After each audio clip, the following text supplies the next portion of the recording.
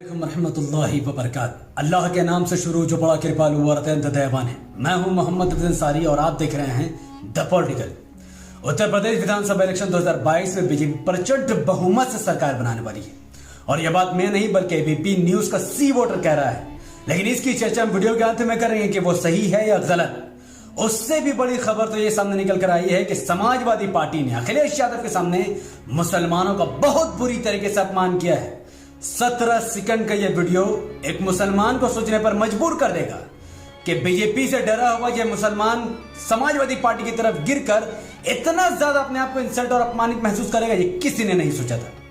17 second के इस video में हम साफ तौर पर देख सकते हैं कि एक मुसलमान खुद को हिस्सेदारी समझते हुए हिस्सेदार मानकर आगे निकलता है, तलवार को पकड़ने की कोशिश करता है। अखिलेश यादव के साथ साथ तमाम यादवों के बीच में वो तलवार पकड़ने की कोशिश करता है, लेकिन आखिरकार एक यादव लीडर उसे धक्के देकर पीछे धकेल देता है और उसे ये याद दिलाता है कि तुम्हारी औकात हिस्सेदारी या बराबरी की नहीं है, बल्कि तुम्हारी औकात हमारे से पीछे खड़े रहने की है, हमारे गंदगी साफ करने की है। तुम हमारे बराबरी में खड़े होने का कोई अधिकार नहीं रखते। इस वीडियो के सामने आने के बाद उत्तर प्रदेश के मुसलमानों में बहुत आक्रोश है, बहुत जज्बा है और ये वाकई में लोगों को हिला कर रख देगी कि इस इंसिडेंट के बाद वही जुम्मन मुसलमान जो बीजेपी से डरकर समाजवादी पार्टी में गिरकर अपनी इज्जत को खो चुका था, वो अखिलेश यादव के सामने हाथ जोड़ता हुआ नजर आया है। जबकि उसे कॉलर पकड़ लेना चाहिए था कि तुम्हारे नेता ने मुझे धक्का दिया, तुम्हारी आबादी 9% की, 7% की, मेरी आबादी 20% की,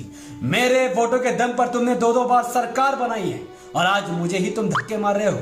लेकिन उस जुम्मन मियां ने हाथ जोड़कर उल्टा अखिलेश का सम्मान बढ़ा दिया और अपने कौम के सम्मान को नीचे गिरा दिया।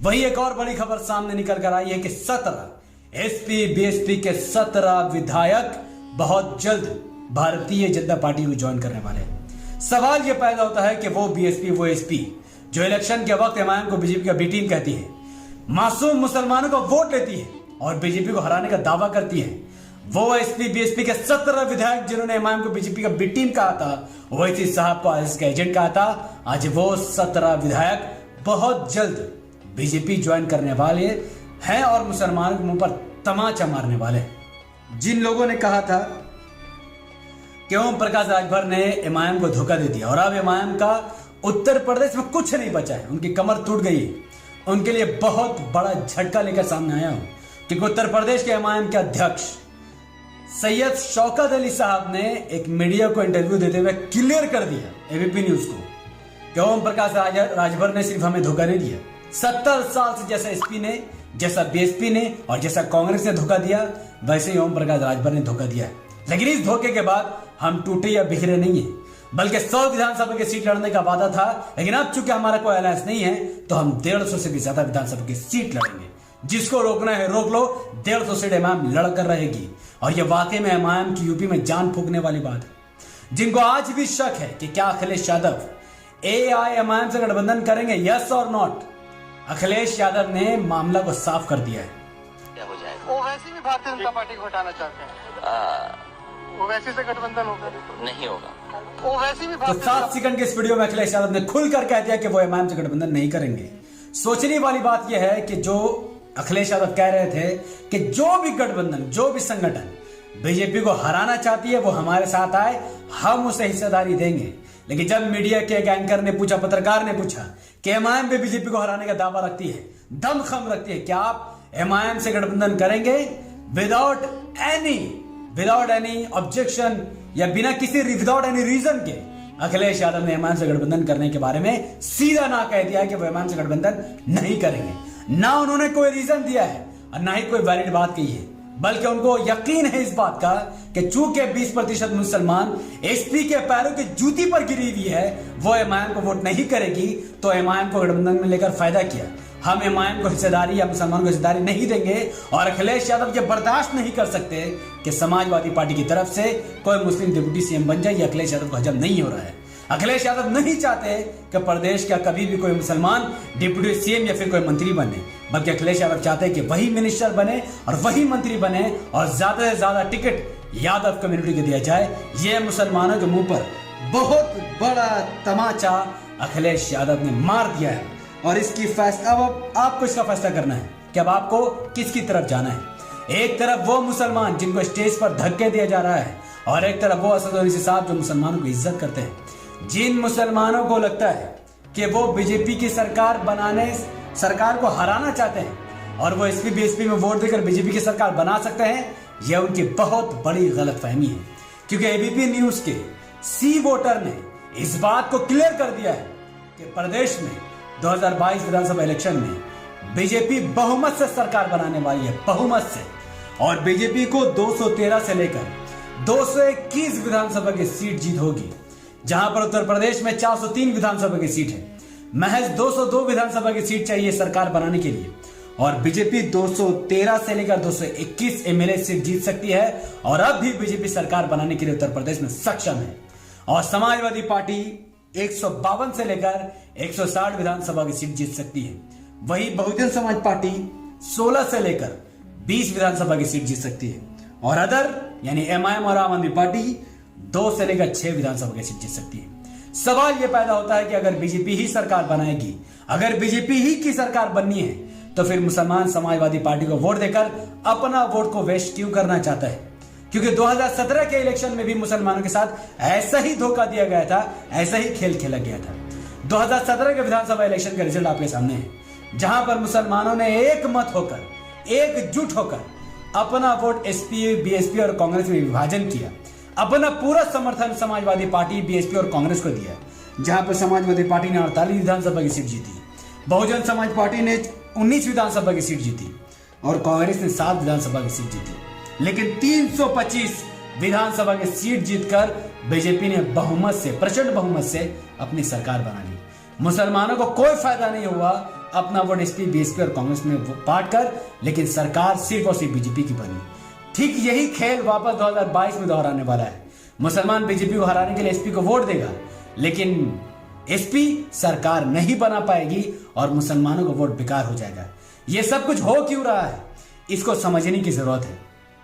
पहली बात, इस बात की कोई गारंटी नहीं ले सकता है, इस बात की कोई जिम्मेदारी नहीं ले सकता है कि अगर मुसलमान अपना वोट एसपी, बीएसपी, कांग्रेस में को दें और कांग्रेस को या एसपी, बीएसपी को 100 एमएलए भी जिता दे, लेकिन इस बात की जिम्मेदारी कोई नहीं ले सकता कि क्या ये विधायक बीजेपी में नहीं जा सकते हैं। क्योंकि इस वक्त 17 बीएसपी और एसपी के एमएलए बीजेपी ज्वाइन करने की तैयारी कर रहे हैं। ये वही एमएलए जिन्होंने एमआईएम को बीजेपी की बी टीम कहा था। मुसलमानों से वोट लेकर आज वो बीजेपी में जाने वाले हैं। तो क्या मुसलमानों का वोट एसपी, बीएसपी में सेफ है? बिल्कुल नहीं है, बल्कि मुसलमानों को कभी भी कहीं भी धोखा मिल सकता है। तो क्या मुसलमानों को अपना वोट एसपी, बीएसपी को देना चाहिए? इस बात को आपको कमेंट में डालकर मुझे बतानी है कि इतने धोखा होने के बावजूद भी 17 से भी ज्यादा एमएलए बीजेपी में शामिल होने वाले हैं। क्या मुसलमानों को एसपी, बीएसपी को वोट देना चाहिए? क्या मुसलमानों को एसपी, बीएसपी में ट्रस्ट करना चाहिए?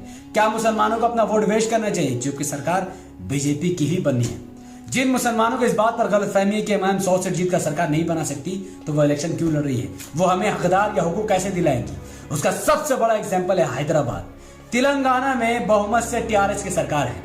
एमआईएम की मात्र 7 एमएलए, 7 विधानसभा की सीट है। उसके बावजूद भी तेलंगाना का चीफ मिनिस्टर असद साहब के आगे एहतरामन झुकता है, उसको उनकी इज्जत करता है। यहां तक कि बहुत सारे माइनॉरिटीज इलाकों में स्पेशल स्कूल, कॉलेज, हॉस्पिटल खोले गए हैं ताकि मुसलमान ज्यादा से ज्यादा पढ़ लिख कर कामयाबी हासिल कर सके। तो अगर तेलंगाना में बिना सरकार के एमआईएम मुसलमानों को स्कूल, कॉलेज, हॉस्पिटल दिलाने में सक्षम है, तो फिर उत्तर प्रदेश में भी सरकार किसी की भी बने, अगर 100 से भी ज्यादा विधानसभा की सीटों पर एमआईएम के उम्मीदवार जीतते हैं, तो हर दुख सुख की घड़ी में, हर मुसीबत, परेशानी और खुशी के वक्त में एमआईएम का विधायक, एमआईएम के कार्यकर्ता आपके साथ खड़े रहेंगे। तो इस बात को मुसलमानों को समझने की जरूरत है कि मुसलमानों को बेवकूफ नहीं बनना है, बल्कि एआईएमआईएम का हर हाल में, हर कंडीशन में, हर हालत में साथ देना है। इससे पहले भी हम लोगों ने देखा था कि समाजवादी पार्टी कैसे मुसलमान को जलील करती है। इससे पहले भी जब ओम प्रकाश राजभर ने मऊ में एक बहुत बड़ा जनसभा को संबोधित किया था, अखिलेश यादव को निमंत्रण दिया गया था, वहां पर एक मुस्लिम नेता को पीछे बैठाया गया था, पीछे।